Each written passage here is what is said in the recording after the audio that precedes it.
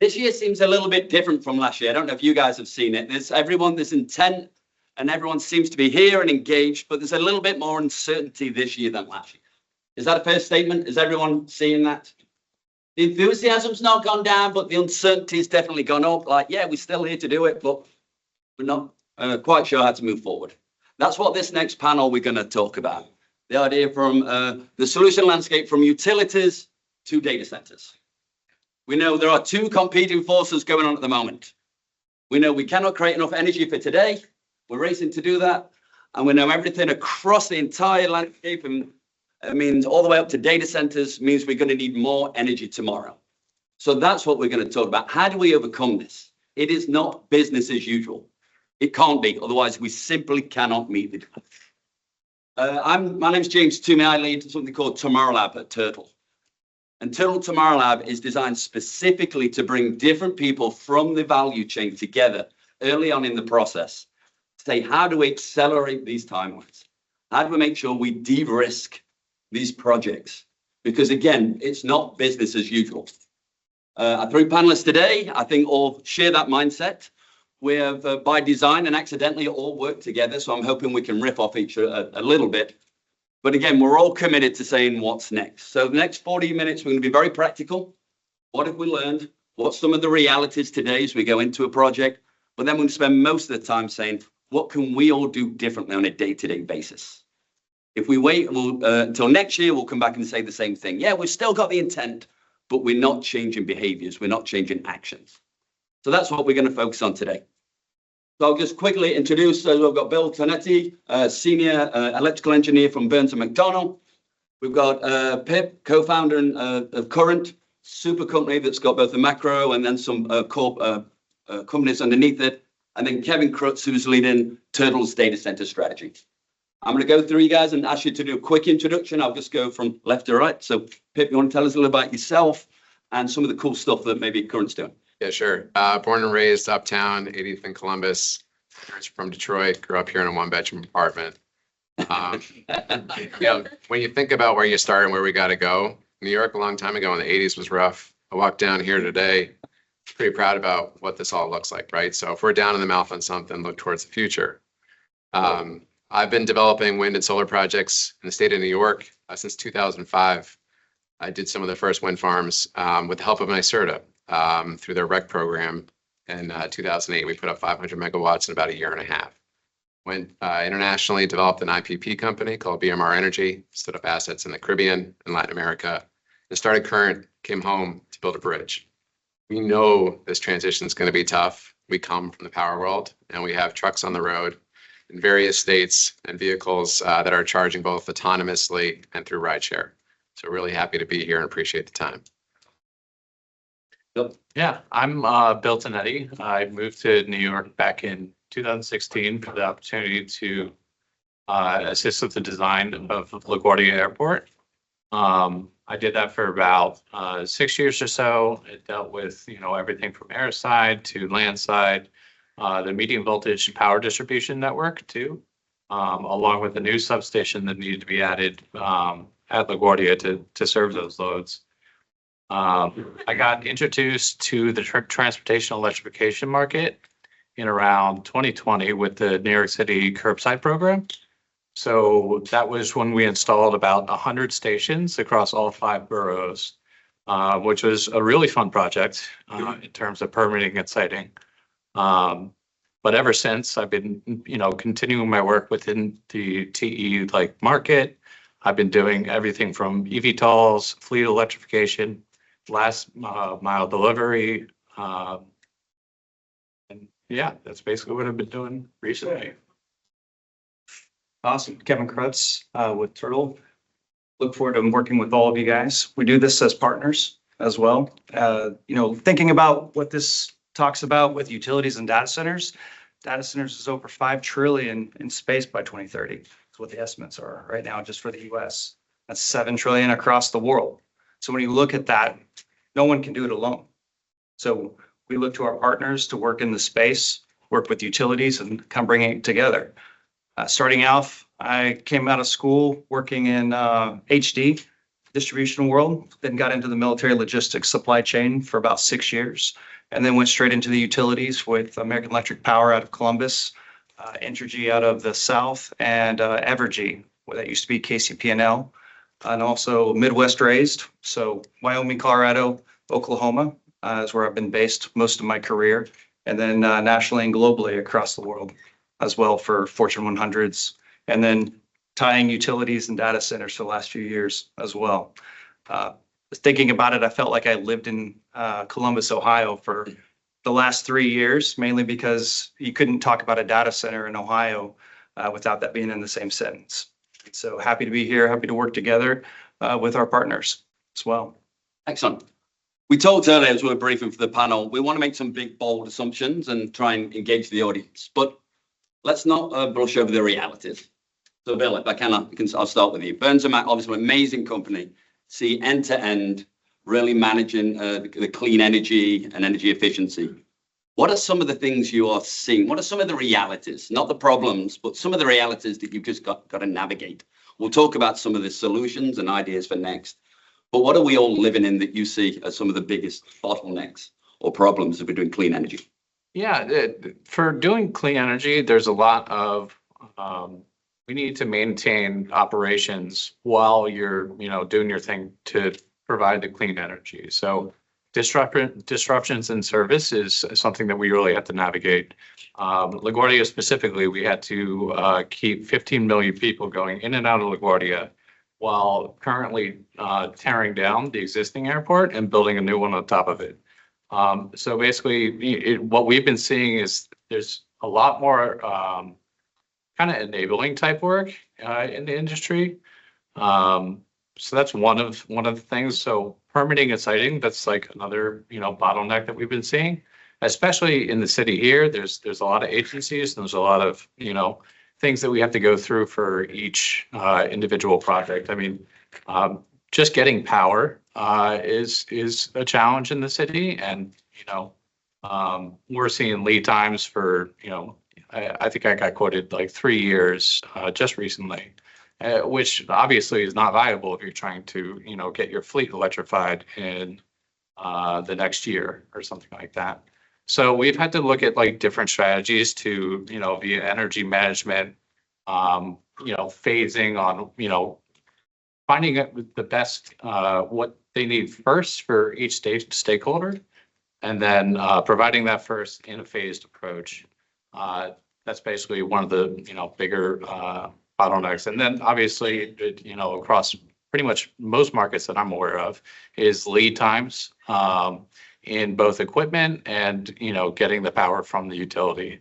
There's ways around that, and I can get into more of that with follow up. But essentially, it's rethinking on how you design and how you incorporate everyone's needs and all the stakeholders involved, what they need first, why they need it, and sometimes guiding the conversation into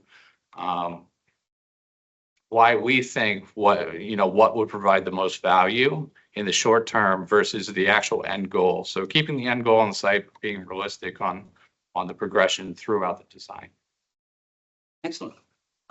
Pip, you're a pretty bold company going for it, pretty ambitious. Yeah, what are you seeing today? What are some, again, we don't want to focus on the problems, but some realities, we'll say, not frustrations, but what's getting in the way today?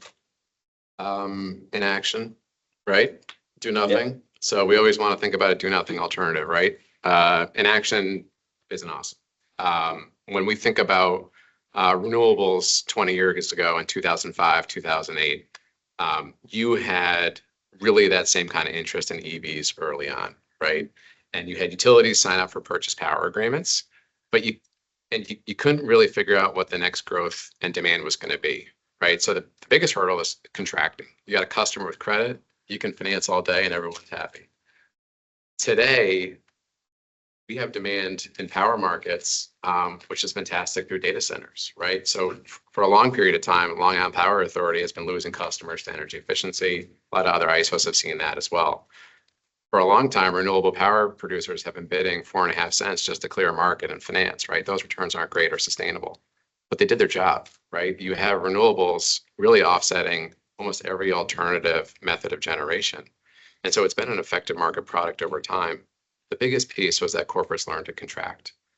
Corporates learned to contract through bilaterals, through renewable energy credits. And so we're trying to think about transportation in the same light.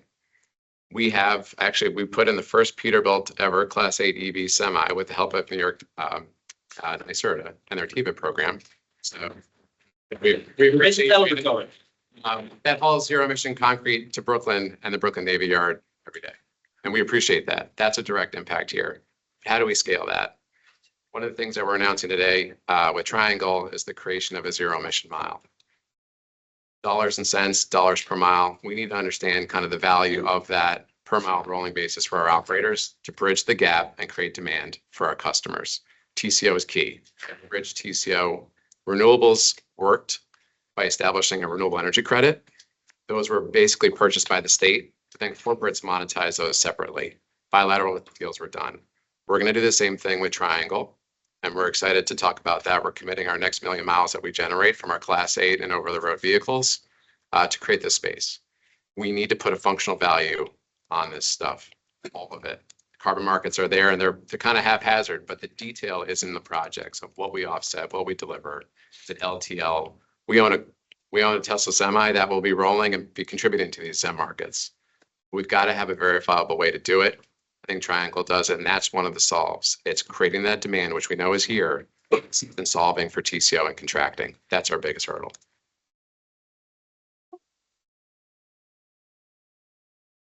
Kevin, let's talk about data centers a little bit. Again, where we are today, we're all sick of hearing data centers in every post, on every podcast. We know the data centers need everything. So it's as simple as that. Why aren't we spinning them off? What's the realities that we're wrestling with today?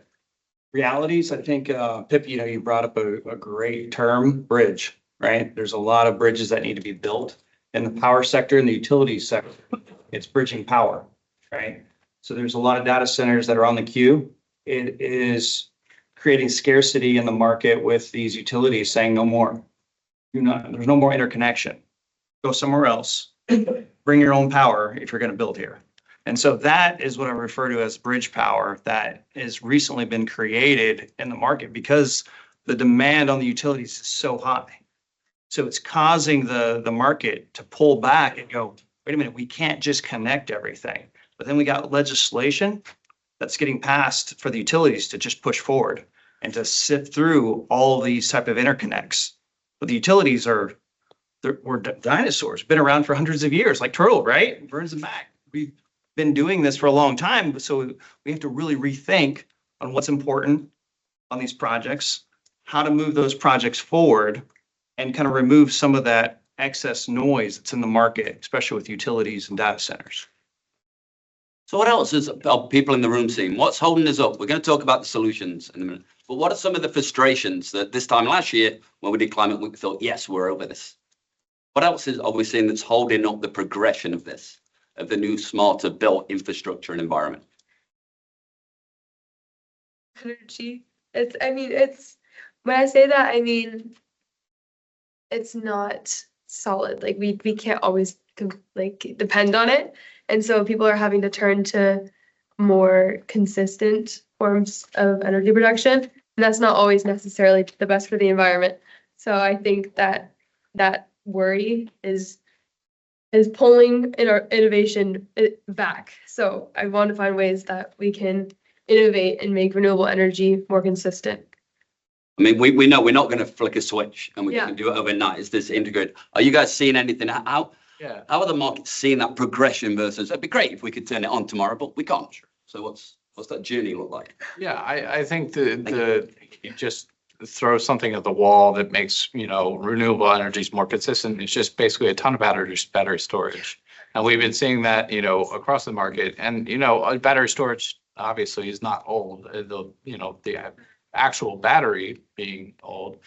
But, there's other methods that you could do it, pumping water up a lake, compressed air. I mean, in the airport space, like we've been seeing concepts. I haven't seen a ton, actually progress due to cost. Yeah. But there's a lot of people thinking about like new ways to kind of, when the wind turbine isn't moving, when the sun isn't shining, right? Something still has to provide that energy. And, you know, at the airport, like, there's a runway and it's a couple, you know, 1,000 feet, right? So, one idea that has been looked at actually LaGuardia for a minute, it ended up not going, was essentially using compressed air underneath the runway itself. And using that compressed air is when, you know, the energy is cheap, you run a pump, you compress the air.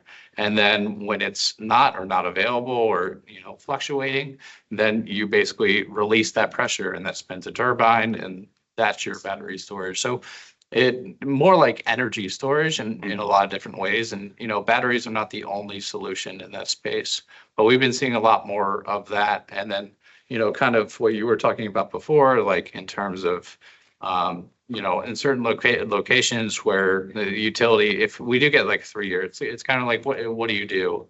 I worked a little bit on small nuclear reactors, like for design. And I know that's been popping up in a lot of ways. I mean, it's definitely a lot of red tape, and it's kind of like new in terms of government regulations and everything else like that. But I think it's a promising thing. I believe in Texas, one just got approved for 320 megawatts with, I think it was 80 individual reactors, basically modularly designed. So I think there are ways to make it consistent. It's a matter of finding the right one for the right application.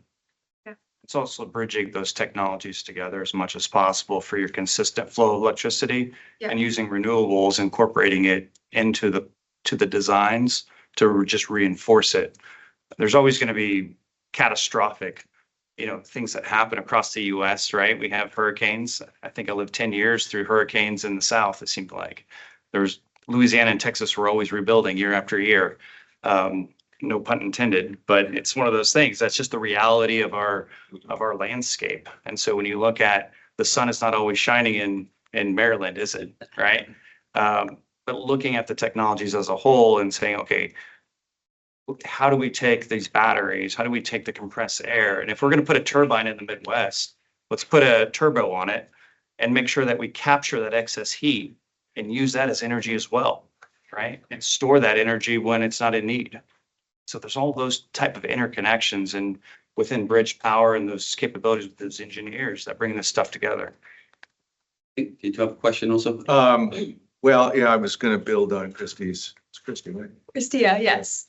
I mean, I've seen the Bloomberg sort of data center forecast. They do a bottoms up analysis of what's in the pipeline. And the alignment of the future build with the gas pipeline network is very pronounced, right? So I've been, you know, sort of thinking about ways to kind of manage what we have for a lot of the data centers coming on board. And there are a lot of software technologies. Founder of AutoGrid, for example, Amit Narayan, started Grid Care. I mean, he actually invested in it and now he's running it. So what is the future of just energy management software in addressing some of the existing demand? Don't want to hear that. I mean, they're about the role of gas and particularly the software. We know the software's got to be better and smarter to really help drive us forward. I don't. So we were plugging in wind farms that were intermittent resources in ISO New England 15 years ago, and used to have to do these like capacity banks, right? Where you didn't really understand how much frequency was coming off these things. And there's people in the room that I worked with here that have seen that.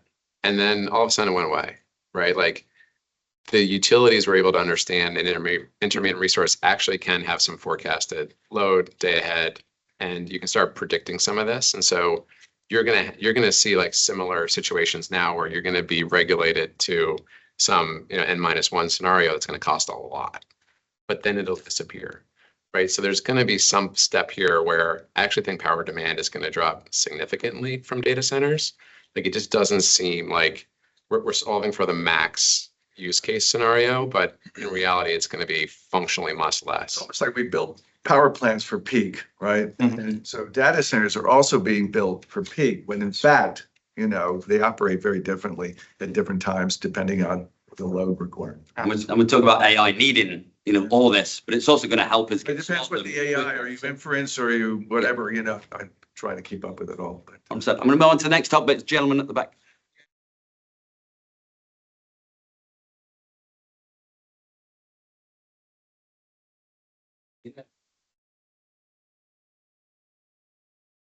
Three to 6,000 MCF, so call that 15 to 25 megawatts of electricity.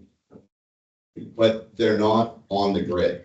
We've now seen quite a few, or not quite a few, we've been speaking to a couple data center, smaller co-locators that are interested in siting right on top of the well.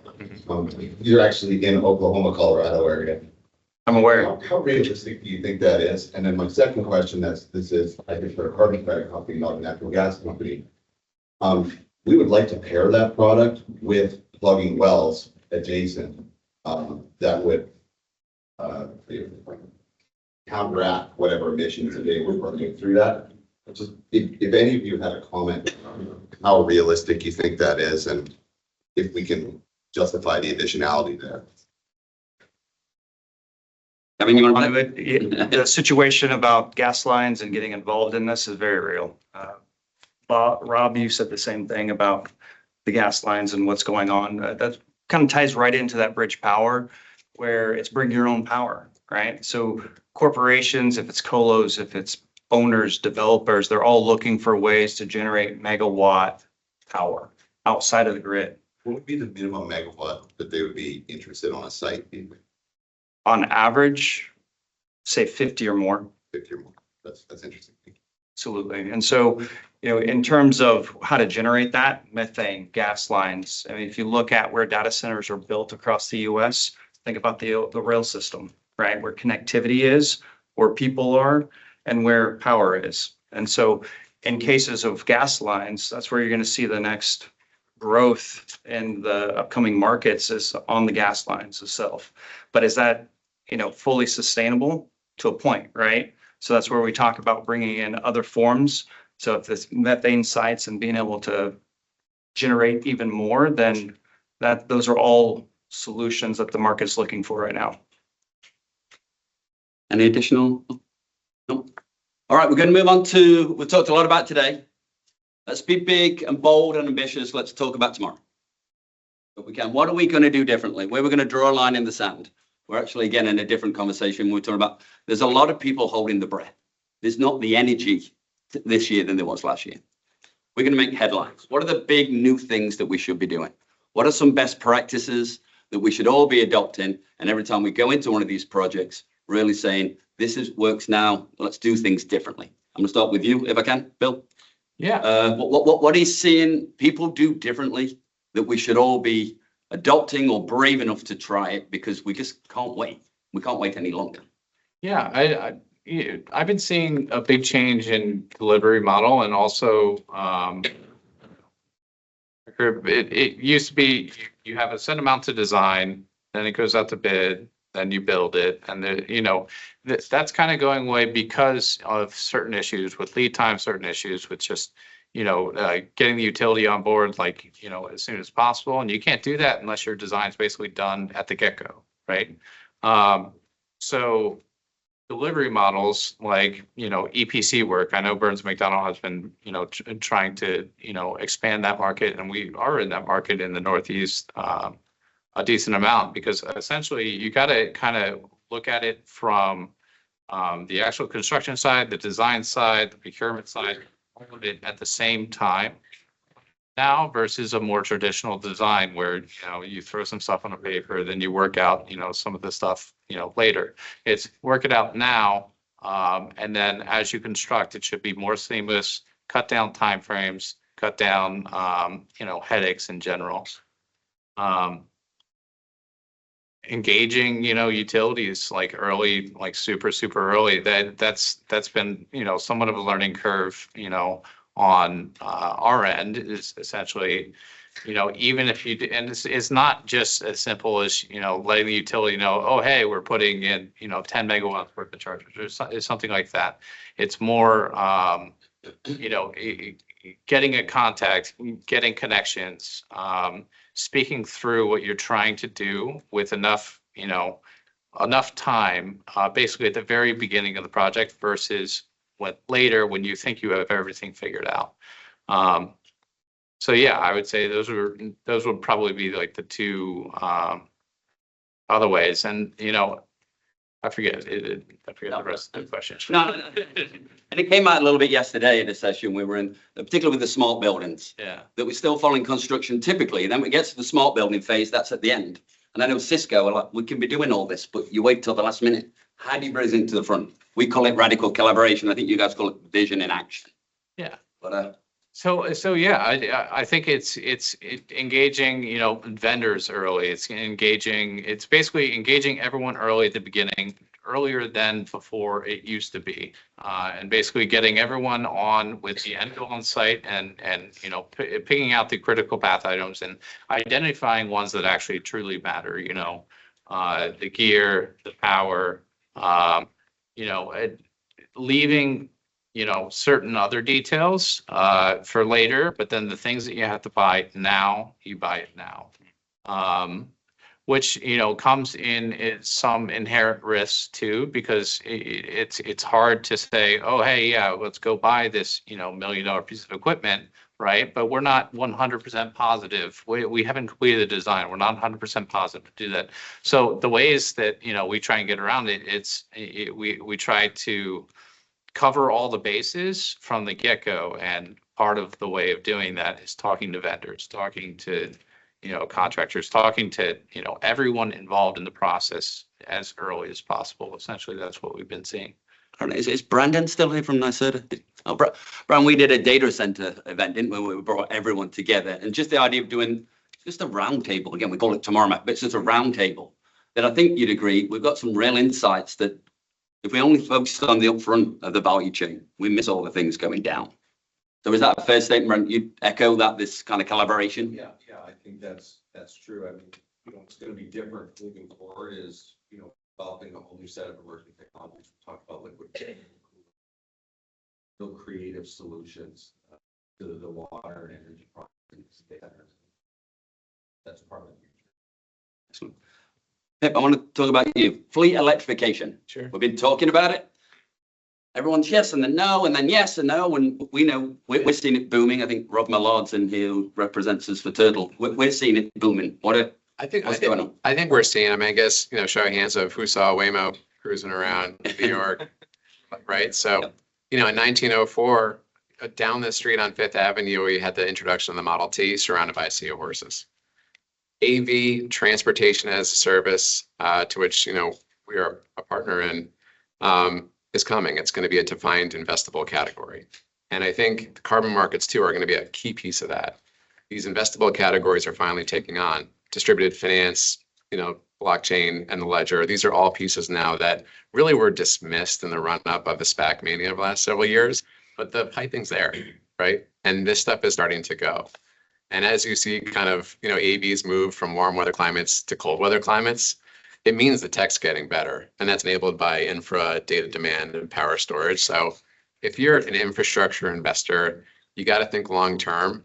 And if you're an infrastructure investor, you got to see Ray Wood speak this afternoon. Shameless plug, but he's with Bank of America and one of the godfathers of project finance. My partner, Dan, who's here in the room, we should talk with him as well. He saw it early and then he just financed the whole thing. He created $1 billion AUM industry, and that thing is not going anywhere despite federal headwinds. Infrastructure on the electrification side is going to follow the same thing, and probably because it's TCO, right? We're seeing the collapse of batteries pricing globally.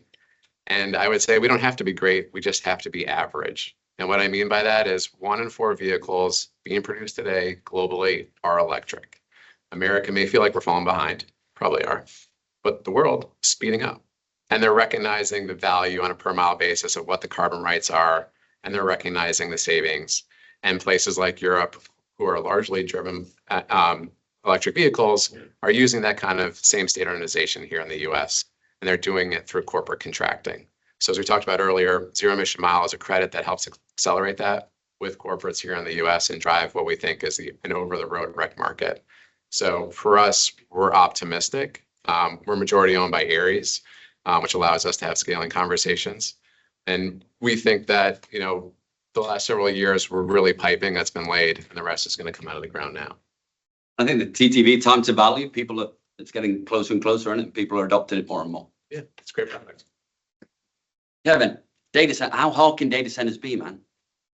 You know, it changes pretty much yearly, right? Yeah. So right now, I mean, you see HPC, AI kind of changing the landscape of data centers. But what that's going to create is all these old facilities that are 10 years old are going to be basically sold off to co-locators, where they're going to reinvest into new technology. So it's going to continue to grow. And I think that's why the forecasting is in the US 5 trillion now. And looking at it, it's going to continue to go to a peak and it'll somehow level off. Is that 5 years? Could be. Working directly with some owners and some hyperscalers, we're seeing that as far as a change, right? As a distributor, as a partner, hyperscalers typically would go directly to a Schneider or to a gear manufacturer, and they would get their lead times, right? It's 60 weeks for this, 70 weeks for that, 80 weeks. And we're seeing if it's a transformer, a medium voltage transformer, it's 3 years. How do you bring in power without transforming, right? And so you can generate all the power you want, but then how do you distribute that power through a system? If the components down the line are 3 years out, like you mentioned, we have to think collaboratively and change that mindset. So now we're seeing owners, developers, consultants engage us early on not just that one line, but looking at the whole schedule across the US, North America, and globally on what can the supply chain do together to mitigate our risk of 3 years so we can bring that back into a year and a half and get these projects online. And so I think that, you know, the term radical collaboration is, I feel like we live that, right? Because when we're talking to Indonesia, we're talking to China, we're talking to South Korea, all in a matter of a month, that's radical collaboration on supply chain risk right there. And doing so, I mean, that's what excites us. That's why we're here. I think that's why we're all up together, because it's all interrelated. When there's a bushing that's stuck in Germany, and it's the key component of a transformer that pushes everything from Hitachi to all of them out 3 years, it's that one bushing. So who's called Germany lately, right? Is there an option for that one bushing that we can get these 160 MVA transformers to America and up and running in 9 months? We found that, but we only found those type of solutions through collaboration, which is radical. So we're going to go into Q&A in a minute, but are there any other kind of new best practices, next practices? What are people seeing and hearing? Anyone in the room want to say what they're seeing that's going to drive a new, better, quicker, faster, smarter way of doing things? Say that Texas has really been, ERCOT especially, right? It's been leading on both, you know, new generation being added and new loads being added. And so I'd love to see New York and other states kind of pick and choose what they can learn from Texas. And so, you know, connect and manage puts the risk on renewable developers and power developers to, you know, be the best practices there. Same thing on the large loads, right? More flexibility agreements with their utilities. So that's not a question, but that's the best practices I'm seeing right now, and hoping to see more of that right across the US. There's something, not to pick on branding, we talked about that with Brandon, the idea how are the states sharing the best practice? Obviously, we're all kind of racing, but that seems to be next, where we get together and actually share those best practices. I don't want to. Sorry, we keep picking on you, Brandon.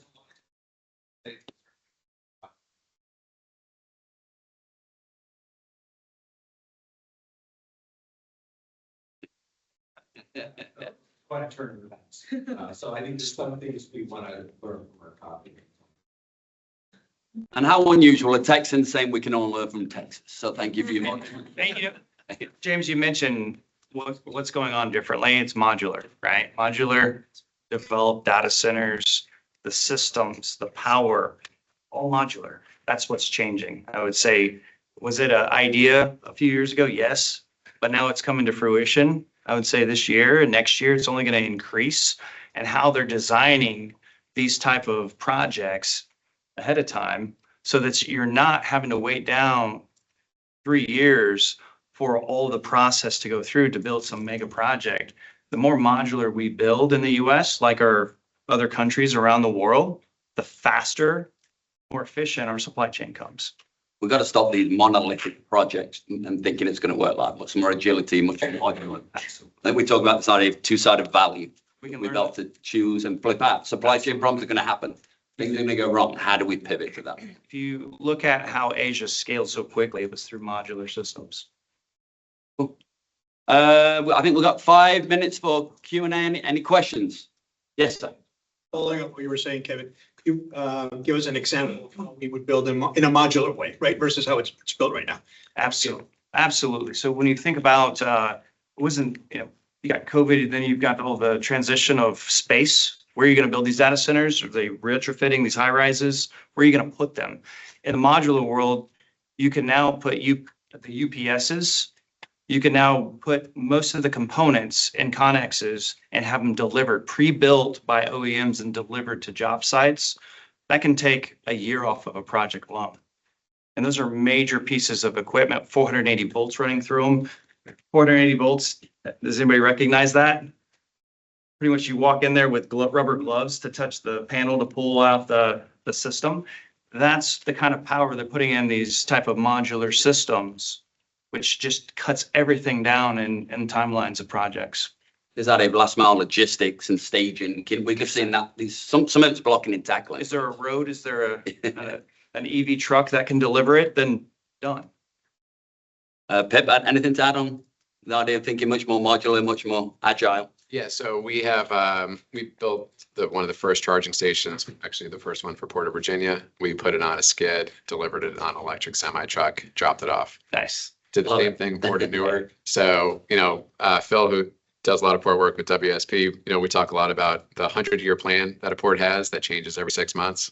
So we respond to that problem with a similar modular solution. So it's fully galvanized and we can scale that solution now, but that didn't really exist until we saw the problem. Bill, and Burns and Matt, I feel like you guys you're living and breathing this every day across the whole. Is there anything particularly around being more modular, more agile that you guys are trying to embrace into the new operations you mentioned earlier? Yeah, I mean, we've generally, the more modular kind of like, I don't want to say easier because there's complexities that arise even with the modular, in a lot of ways. And I've been seeing that particularly in more battery storage applications and, bigger scale solar, the SMRs that basically the modular just seems to be, we've been seeing more and more of it.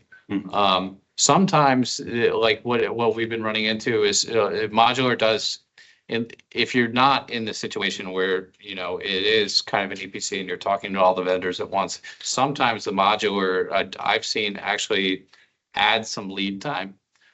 It just because like the modularity of it is almost, custom for your project to a certain degree, right? So I've kind of seen it both ways, but specifically energy storage and, power generation and things like that. That is where I'm seeing modular really, take off, I would say. Now that it bring your own power, mobile microgrids, IPP, and we got very popular or something. Hi. You guys see as the risk, like kind of the need for speed right now to get data centers online, to keep up with the power demand, creating in not building them as good as we could for the future based on existing technologies. Because I guess I see a lot from kind of the customer side of a lot of these companies, small, medium, and large, fueling the AI energy growth that are still trying to meet net zero targets, SBTI targets. They would gladly choose the better solution if it existed, Right. one for one. But if it doesn't exist, and if a bunch of these new data centers go online quickly using older technologies, because maybe it's faster to get permitting, maybe it's faster to do X, Y, or Z. So what's kind of that risk, and how can companies, what role do you need companies to play other than Microsoft or Amazon saying, build me the best of the best, to send that demand signal to say, yeah, let's do this as right as we can? Absolutely. Kind of killing my optimist buzz, by the way, with I'm just saying. No, it's a question. Absolutely, yeah, go on. Looking at it, it's happening right now. We have, you mentioned the hypers, right? So hypers right now are working their 5-year plan. And a lot of that is that HPC, the high performance chips, the AI surge and the technology of what's going inside a data center, which is now closed loop systems for water usage. So they're not just pumping tens of hundreds of thousands of gallons into these things. They're filling it up and it's a closed loop system, continually using and cooling through new technology. So that stuff is happening right now as we speak. Those orders are online. Those POs are literally out to the suppliers right now because I've seen them. I've seen the development and the technology that's already coming into the market that's going to be shipping Q1 of 2026. So when I speak to you do need commerce, you do need these big, just like America was born with corporations leading it. So you do need them to lead the charge. And I believe they are. When you look at the top 4 hypers, I know of 2 of them that I'm directly involved with that are making those designs and trying to modernize and modularize their power and their delivery to make it more efficient and repeatable. And they are sharing. So that's where the colos, the enterprise will then get that shared proof. To give you an example, in the state of Arizona, the super secret site was now signed off on all 4. And they said, okay, we're going to share some of that we learned in Arizona across this space. And that all trickles down. Is it a 3-year trickle down? Is it 1 year? That's unknown. But how fast the data center industry moves, it could be 6 months. Because I know the first deliveries of that 5-year plan is hitting in Q1 of next year. Do you think the colos are going to be dependent on the hyperscale, that we need that hyperscaler influence to influence the colos? Because there's a lot of kind of medium-sized corporations globally, not even just in the States, that are looking for that better option, but they don't own any data centers, right? Absolutely. And so what do you think the colos are going to be dependent on that influence coming from? They are, but they're also this year, last year has shifted because the colos and the hypers are working very closely together. Where you've got now colos that do nothing but single tenant sites for that hyper. So that technology and all that R&D is all pulled down to that level immediately. And that's already happening. If you think about the top 5 colos, they're already intertwined with the top 4. And that's happening in our gov space. That's happening you can look up QTS gov. That's a single tenant builder. And so if you think about it in terms of the enterprise side of things, I think that's the matter of, is it 6 months? Is it a year? But I do know it's coming because I've already seen the change in that collaboration. Any kind of call watch outs? Again, we want to move fast, but we don't want to risk any. There's no doubt going to be broken projects out there, no doubt, right? And, people are going to sweep those up and reformulate them, right? They did it in wind and solar. We did that where you upsized assets that had lower nameplates than they could, longer blades, helped gain efficiency. So when you think about forward planning, the best thing to do is go back in time 10 years and just get ready for this. But if you were in a parking lot and sometimes you can't see it, but you need a business partner. And they would say, hey, look, do you see this field out there? General Motors is going to buy all the renewable power from this plant. And I would be like, there's no way, because the only people that contract is, an ISO or some utility. But that leap happened. And so we're kind of in this leap moment where, hey, you see this, parking lot? I can do 10 MVA in this thing and put electric trucks here. And this abandoned warehouse, put some chillers around it. I got 50 megawatts of power. So from a utility perspective, you're like, this is awesome. I've been losing customers over the last 25 years to HVAC, energy efficiency gains, et cetera. So, the question will be here is, what will happen with the hyperscalers and the AI shakeout? That will come. But right now we're in this moment where it's everyone's just trying to get stuff, scripted up and financed through, major corporates. So We can't wait. Go ahead. Any of the? Yeah, we've talked about constraints like policy, technology. What about human capital? I was in Houston last week, heard Tim Latimer, Fervo's chair, founder, say, I need electrical engineers, anybody in the audience have one?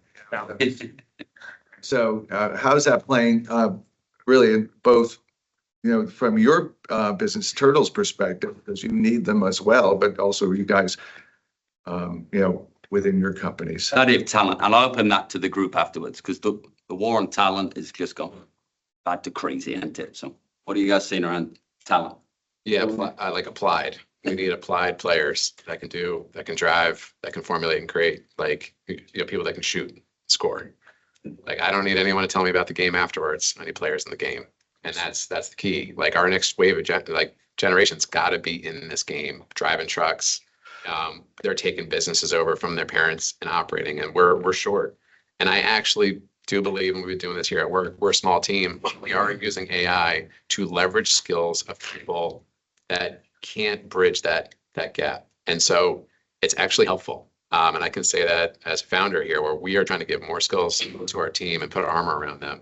But the supply of talent is low, no doubt. And it's not, I'm not gonna pay $100,000, for a visa to bring talent in. Like, we got to do this here. And be home. You said it, not me. I was sidestepping. Anyone else on talent? Anything else? No, yeah, I mean, in Birds of McDonald, basically, we'll move the engineers where they need to be, right? And I think, to your point, that wouldn't necessarily be true. Maybe on the individual trades, it would probably come from the local, and then sourcing the people. There's been certain, EPC opportunities that we've looked at that essentially we've struggled to find, a partner to work with, on the contracting side, just because, they're busy with a million other projects that are going on. They can't, put on the work, and they can't hire up to the degree that we would need for what we're going after. So yeah, I think your assessment is right in terms of it's a little outside my expertise, but in terms of what to do about that, I would have to ask around, I guess. But it's the same. It's not business as usual. No, it's not. It can't be. I mean, looking at let's say going back a year with Reno, Arizona, that area, talk about modularity. They had to bring in so much talent from around the US just to keep up with projects that were in the queue for that region that didn't live there. And so for Nevada and Arizona, modularity, they're bringing in mobile homes for people to live because there was not even an infrastructure for them. So it was like setting up a whole new town for 40,000 contractors to come live. And Want to do so- greenfields, but the problem is there's no one in this greenfield. Right, absolutely. So it's twofold. We have, you look at the top electrical contractors, the top EPCs, which I'm sitting right next to one. Thank you very much. They all need the talent. They all need the electrical contractors. They all need the skills trades in the field. And when they need 60,000 in one state, what does that do to the rest of the states? What does that do to Northern New York, right? It pulls those people, and it's typically the highest bidder who's paying the most. And so there's a lot of shared talent out there right now, especially in the contracting space. And I think companies are getting more used to that and used to more transient talent going throughout the different companies as well. We'll do one more question because I promised I'd come back to you. Appreciate it, guys. So we have some fundamental challenges still. So we look at the grid, the operational efficiency is below 50%. Interconnect queues, very, very long. So utilities aren't really incented much to change that. I look at my utility bill, and 70% of the costs for T&D and fees, are billed there. So is there any planning on the future to kind of look at this infrastructure investment? Are you hearing anything around how we can change some of these fundamental challenges that we have that, can be a big, vast improvement over what we're doing today? That's a big last question. That's a whole other panel. We're going to kick off a new. We'll be brief, but yeah, what we got.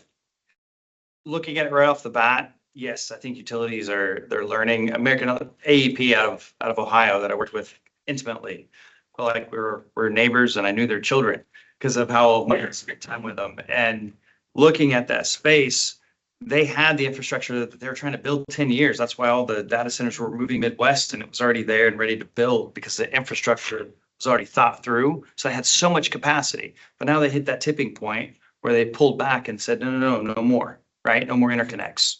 So looking at that, I think utilities are learning to be incentivized by those corporations saying, hey, we are going to put this, but this is our 5-year plan, which I mentioned earlier. When they understand the 5-year plan, the utilities are much more likely to join the conversation. That's not just a last month conversation. I think power has been left for dead for a while. In terms of the political spectrum, Governor Shapiro comes out yesterday saying we got to rethink our strategy on PJM. Governor race in New Jersey, same thing. It's about offshore wind and high power prices. So like you're hearing for the first time in a long while, power is becoming a political issue they got to act on. So when we think about consumers and ratepayers, like this story is finally happening. The barbell effect is that we have so many intermittent but more kind of firm power on renewables looking to come onto grid, and like that's got to happen. That will meet, I think, a lot of the supply. When you look at like, you know, certain states like Ohio, you can take all the available interconnection queues, you put them online, and you basically have doubled the nameplate capacity of the state. Like it's impressive of how much is waiting out there. But it's so bad. To give you an example, people are setting up like bridge loans for developers to wait on their queue position so they can be COD. And like there's wearing that risk. And that's like a developer cost. Like that's terrible. So, you know, we got to figure out how to fix it. I'll leave it to. Well, coming from New England, we've had 2 big renewable projects that are now put on hold, like Yes. gigantic. So Right. funding is. Yeah, like why are we waiting? Hook it up. I'll wrap it up. So again, Turtle, we call it kind of tomorrow mapping or radical collaboration. I think we all agree we've got to get together earlier. And the idea of just getting at the start of a project, get us together earlier, much more modular, much more agile, and be prepared to kind of do things differently. So we're staying optimistic, I think. Thank you very much to the panel.